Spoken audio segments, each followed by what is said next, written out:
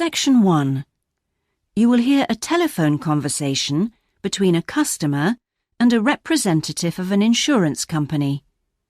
First, you have some time to look at questions 1 to 5.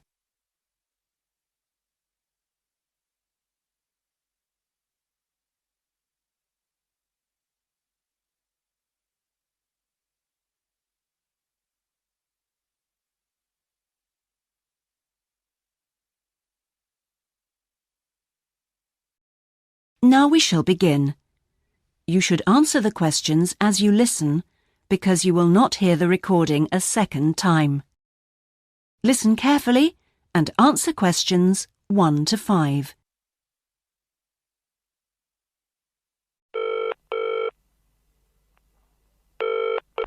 Hello? Motor Insurance Department? Oh, hello. I'd like to ask about insurance for my car. Yes, of course. I'll just take a few details. What's your name? Patrick Jones. And your address? It's 27 Bank Road. 27 Bank Road. Is that in Greendale? Yes. And what's your daytime phone number? My work number is 730453. And could I ask what your occupation is? Dentist. Okay. Now, a few details about your car. What size is the engine? It's 1200 cc's. Thank you. And the make and model? It's a Houghton Sable. Could you spell the model name, please? Yes. S-A-B-L-E.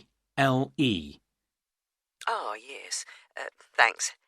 And when was it made? 1997. Lovely. Right. I presume you've had a previous insurer? Yes. Right. We need to know the name of the company. Yes, it was Northern Star. Thank you. And have you made any insurance claims in the last 5 years? Yes. One in 1999. And what was the problem? It was stolen.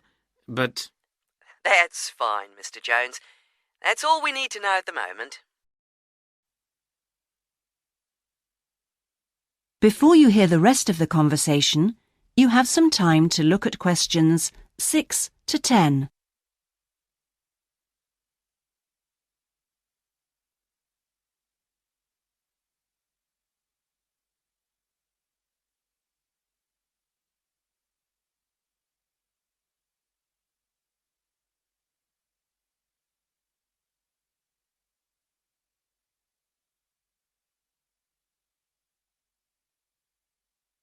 Now listen and answer questions 6 to 10. And will there be any other named drivers? just the one. And his name? Simon Painter. Could you spell the surname, please? P-A-Y-N-T-E-R. Okay, thank you. And what relationship is he to you? He's my brother-in-law. And what will you or Mr. Painter be using the car for? Well, mainly for social use. Social use. Will you be using it to travel to work? Yes, sometimes. Travel to work. Anything else? No, that's it. And finally, when would you like to start the insurance? I'll need it from the 31st of January. Right. Mr. Jones, I'm getting a couple of quotes coming up on the computer now, and the best bet looks like being with a company called Red Flag. Yeah? And that comes out at $450 per year. Oh, well, that seems okay. It's quite a bit lower than I've been paying up to now. Great. So, would you like me to go ahead with that? Sure, why not? How would you like to pay? That is the end of section 1. You now have half a minute to check your answers.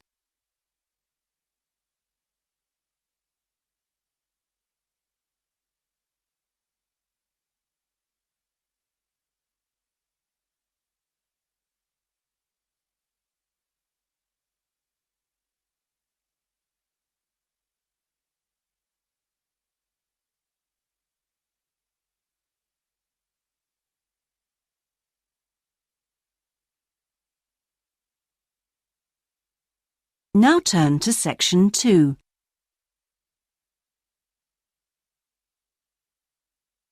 Section 2. You will hear a recorded message giving tourists travel information in a large city. First, you have some time to look at questions 11 to 18.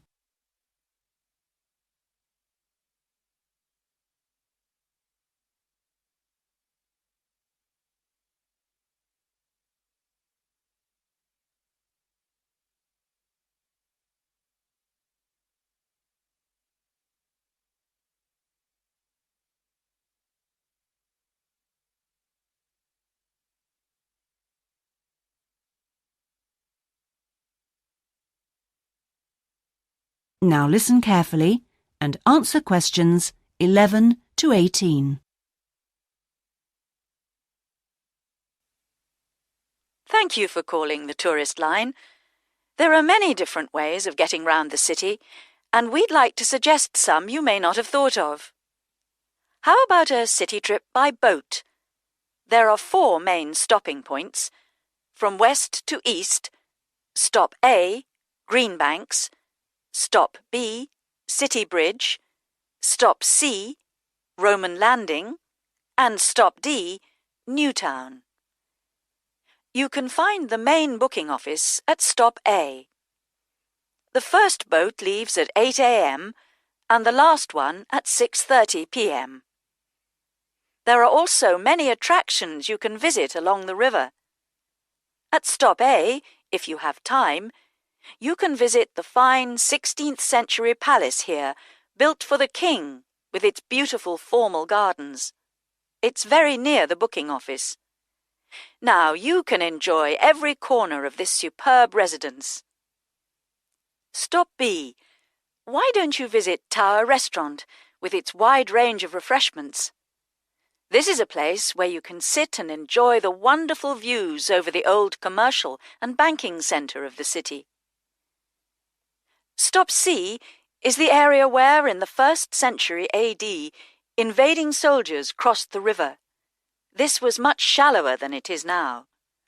That's why this area is called Roman Landing. There's an interactive museum to visit here, with a large shop which has a good range of local history books. At the furthest point of the trip, Stop D, the most exciting place to visit is the new entertainment complex with 7-screen cinema, bowling alley, and video games arcade. Before you hear the rest of the message, you have some time to look at questions 19 and 20.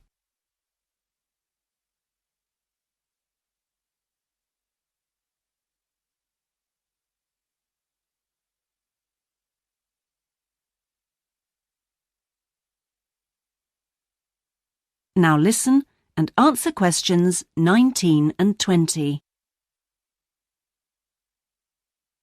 Besides the boat tours, there are city buses. 2 companies offer special services. The top bus company runs all its tours with a live commentary in English. Tours leave from 8:30 a.m. every 20 minutes. There are departures from Central Station, Castle Hill, and Long Walk. This is a hop-on, hop-off service, and tickets are valid for 24 hours. For further details, call Top Bus on 0208 944 7810. The number 1 sightseeing tour is available with a commentary in 8 languages. Buses depart from Central Station every 5 to 6 minutes from about 9 a.m., with the last bus at around 7 p.m. There are also number 1 services with an English-speaking guide. That is the end of Section 2. You now have half a minute to check your answers.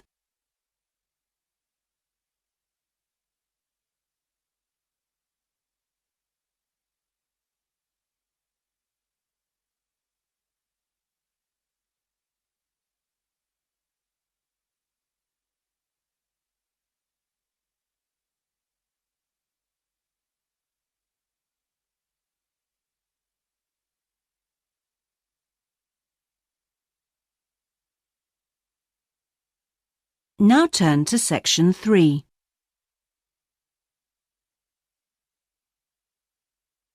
Section 3.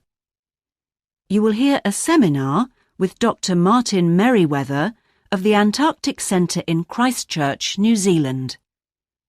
First, you have some time to look at questions 21 to 26.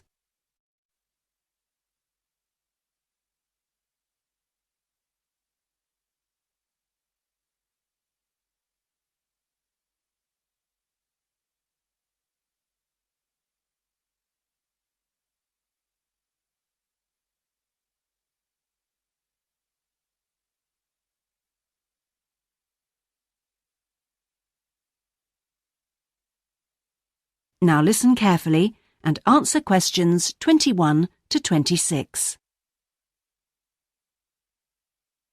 We're pleased to welcome Dr. Martin Merriweather of the Antarctic Center in Christchurch, New Zealand, who has come along to talk to us today about the role of the centre and the Antarctic Treaty.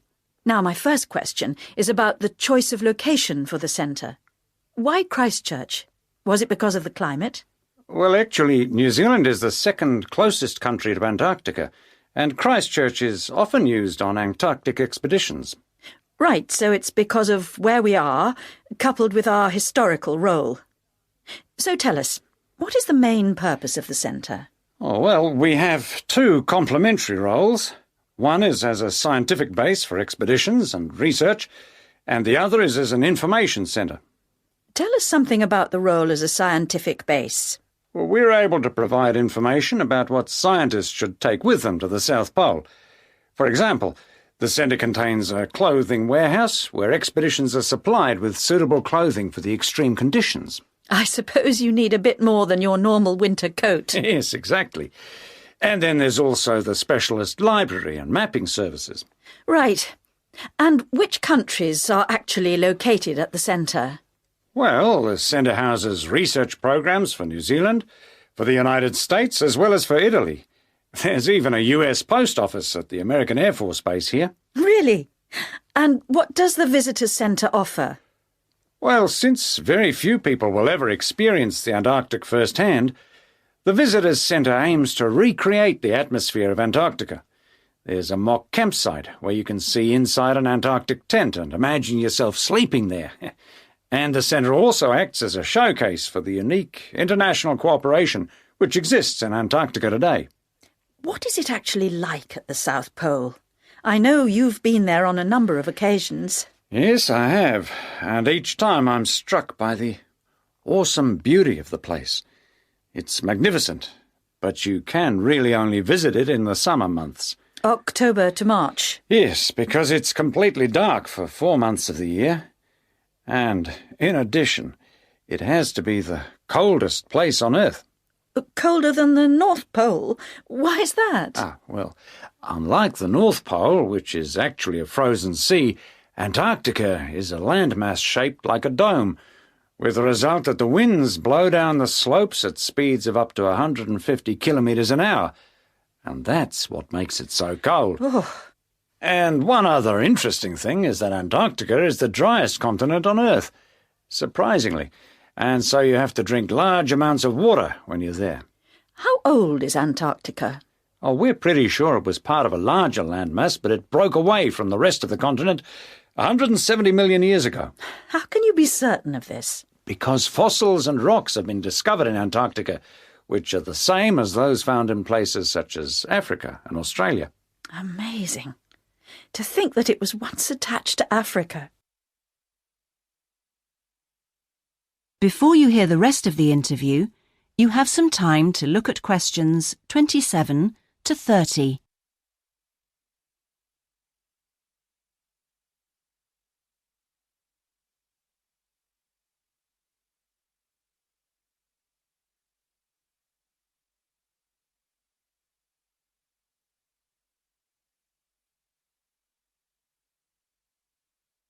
Now listen and answer questions 27 to 30. Now, let's just have a look at the Antarctic Treaty. How far back does the idea of an international treaty go? Well, as far back as the 19th century, when 11 nations organised an international event. When was that exactly? In 1870, and it was called the Polar Research Meeting. And then, not long after that, they organised something called the First International Polar Year. And that took place when exactly? Over 2 years, from 1882 to 1883. But it wasn't until the 1950s that the idea of an international treaty was proposed. And in 1959, the treaty was actually signed. What do you see as the main achievements of the treaty? Well, firstly, it means that the continent is reserved for peaceful use. That's Article 1, isn't it? Yes. That's important, since the territory belongs to everyone. Yes, but not as important as Article 5, which prohibits any nuclear explosions or waste disposal. Which is marvellous. Well, I'm afraid we're going to have to stop there because I'm afraid we've run out of time. Thanks for coming along today and telling us all about the centre and its work. That is the end of section 3. You now have half a minute to check your answers.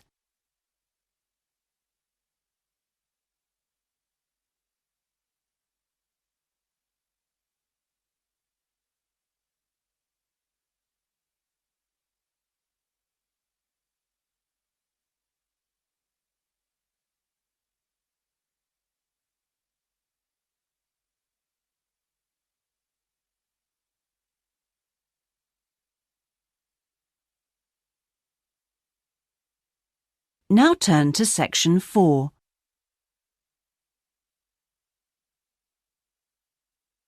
Section 4. You will hear a presentation given by a sports science student on her project on left and right-handedness in sport. First, you have some time to look at questions 31 to 40.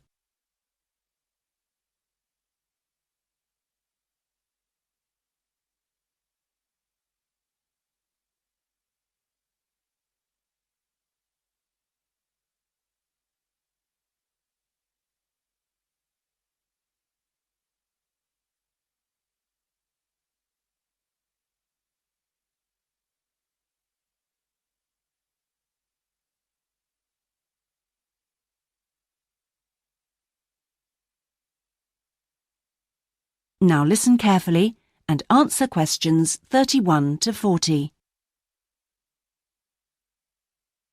My topic is handedness, whether in different sports it is better to be left or right-sided, or whether a more balanced approach is more successful. I'm left-handed myself, and I actually didn't see any relevance to my own life when I happened to start reading an article by a sports psychologist called Peter Matthews. He spent the first part of the article talking about handedness in music instead of sport, which I have to say almost put me off from reading further. But what I soon became struck by was the sheer volume of both observation and investigation he had done in many different sports, and I felt persuaded that what he had to say would be of real interest. I think Matthew's findings will be beneficial, not so much in helping sports people to work on their weaker side, but more that they can help them identify the most suitable strategies to use in a given game. Although most trainers know how important handedness is, at present they are rather reluctant to make use of the insights scientists like Matthews can give, which I think is rather short-sighted, because focusing on individual flexibility is only part of the story. Anyway, back to the article. Matthews found a German study which looked at what he called mixed-handedness, that is, the capacity to use both left and right hands equally. It looked at mixed-handedness in 40 musicians on a variety of instruments. Researchers examined a number of variables, for example, type of instrument played, regularity of practice undertaken, and length of time playing instrument, and found the following. Keyboard players had high levels of mixed-handedness, whereas string players like cellists and violinists strongly favored one hand. Also, those who started younger were more mixed-handed. Matthews also reports studies of handedness in apes. Apes get a large proportion of their food by fishing ants from anthills. The studies show that apes, like humans, show handedness, though for them right and left-handedness is about equal, whereas about 85% of humans are right-handed. Studies showed that apes consistently using the same hand fished out 30% more ants than those varying between the two.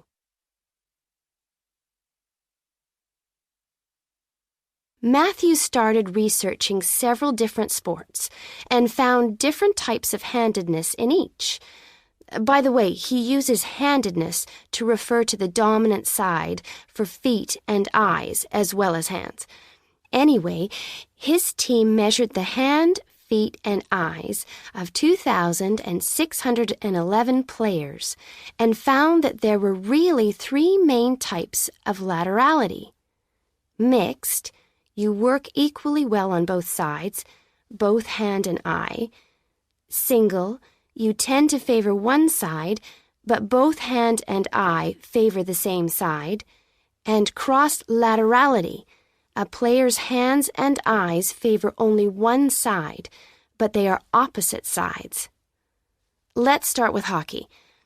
Matthews found that it was best to be mixed-handed. This is because a hockey stick must be deployed in two directions. It would be a drawback to have hand or eye favoring one side. An interesting finding is that mixed-handed hockey players were significantly more confident than their single-handed counterparts. Things are slightly different in racket sports like tennis.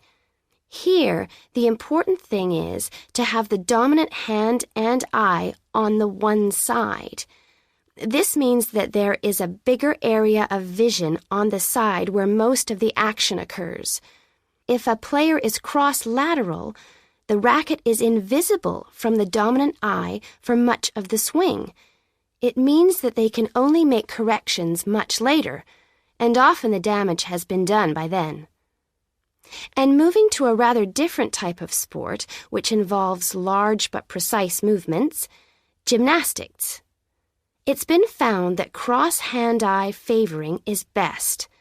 The predominant reason for this is because it aids balance, which is, of course, absolutely central to performance in this sport. That is the end of section 4. You now have half a minute to check your answers.